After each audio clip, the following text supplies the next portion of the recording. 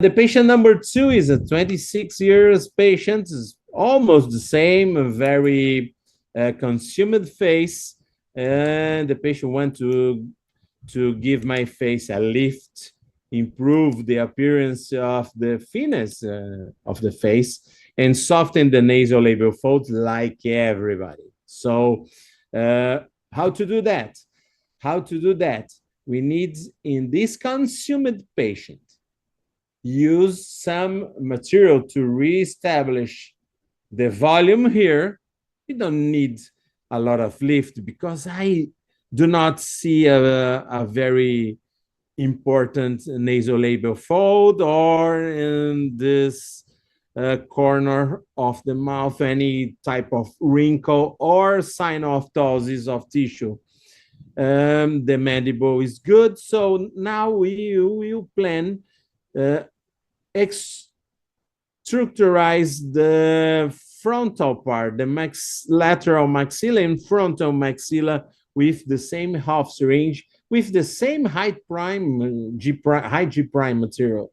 So the same 1 ml divides a half syringe of each side. So here we apply this material directly through the skin, touching the bone, aspirate, and inject. And here we inject 0.3, and now perforate the skin, touch the bone, aspirate, and inject 0.2. That's it.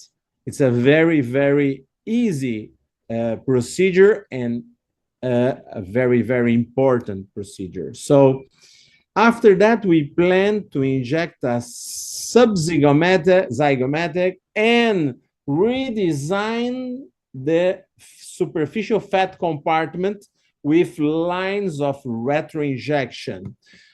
To do that, I need a medium G prime material, a material more flexible that mimetizes the superficial fat, and we inject dynamic retro-injection linear technique in the subcutaneous layer with a cannula, 22 gauge cannula, and we will do that with 0.5 ml each side, 0.1 ml in each linear retro-injection line, okay? Perfect, goes directly to superficial fat, open very superficial entry, port of entry, and goes directly to the subcutaneous layer with the 22 gauge cannula, make some traction of the material through the cannula, and cannula goes to the tissue, and injection in linear retro-injection lines, dynamic application of a very, very flexible material in this area. We will see a very, very different result from the first case. Now, we finish this, and we can see here the redesign of this new triangle that reestablish a new design of the zygoma of this patient. The nasolabial fold does not exist anymore, and we reestablish a new design of angle of mandible and a new volume in this anterior part of the maxilla, and we reposition the lip when we apply the material in the pyramidal fossa. Here we expand the maxilla and project the maxilla, and we put the upper lip in your natural position. We can see here the upper lip a little bit forward the inferior lip, and here totally reestablish the position of the lip, the volume of the lip. So in this case, we perform some lip filler too.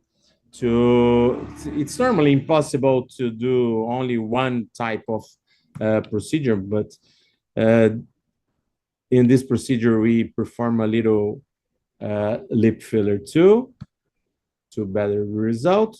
The final result here, we can see better the mandible, and here the volume that we obtain 1 millimeter of revolume in this area, the maxilla, all the points that we inject, we can see the volume, the decrease of volume of the jaw area that is very important to the patient, and the volumization of the upper and lower lip. So the patient receives a very interesting and good result. The patient claims for more volume, and we reestablish a new volume for the patient in the post-operatory assessment. So it's very interesting, this type of result.